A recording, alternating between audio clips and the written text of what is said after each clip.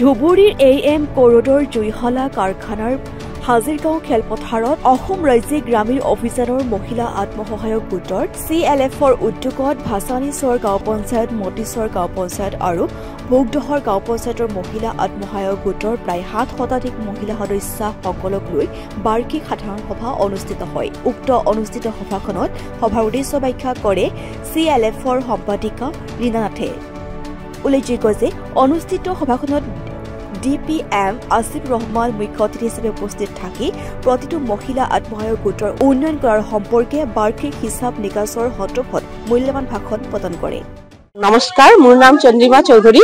মই Goripur block mission management unit Goripur development block ASRLMৰ block coordinator হয়।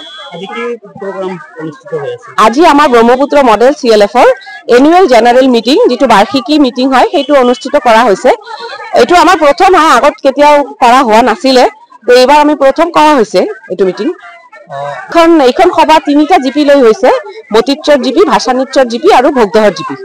এতিয়া বৰ্তমান ধৰক 700 প্লাসে হ'ব আমাৰ সদস্য উপস্থিত আছে এইটো অনুষ্ঠানত। টোটাল সদস্যৰ সংখ্যা হ'ব 5400। আৰু এইটো মূল উদ্দেশ্য হল আমাৰ যেনেকে যেটো CLF বুলি কয়, ক্লাষ্টাৰ লেভেল ফেডাৰেশন, তো সেইটোৰ আন্ডাৰত মানে আমাৰ মহিলা বিলাকে কিমান উন্নতি কৰিব পাৰিছে নিজৰ জীৱিকা নিৰ্বাহৰ কাৰণে, সেইটো বিষয়তে আমি আজি আলোচনা কৰিম। প্লাস আমাৰ কিমান ফান্ড আহিছে চৰকাৰৰ পৰা, সেইটো ফান্ড আমি কেনেকে ব্যৱহাৰ কৰিছো, কি বিজনেছত আমাৰ আগবঢ়া হৈছে।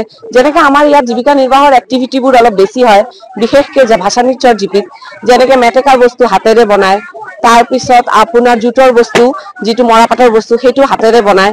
তাৰ পিছত আমাৰ ইয়াতে কিছুমান ৰেডিমেড ফেক্টৰীছো আছে, ধৰক আঠুৱাৰ ফেক্টৰী, মস্কিটো নেট, আৰু লগতে কিছুমান ৰেডিমেড গাৰ্মেন্টছ যিবোৰ আছে সেইবোৰৰ ফেক্টৰী আছে, পোল্ট্ৰি ফাৰ্ম আছে, ডাকাৰী আছে।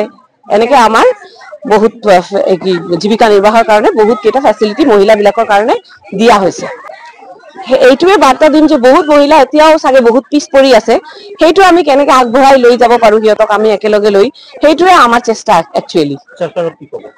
চৰকাৰক কম যে চৰকাৰক ধন্যবাদ জ্ঞাপন কৰিম, কাৰণ আমাক যে এইটো সুবিধা দিছে যাতে আমি আমাৰ এই আত্মসহায়ক গোটৰ মহিলাবিলাকক যেনেকে নহওক বহুত কম মানে সুদত যে আমি ঋণটো দিব পাৰো, সেইটোৱে আমি ধন্যবাদ জনাম চৰকাৰক।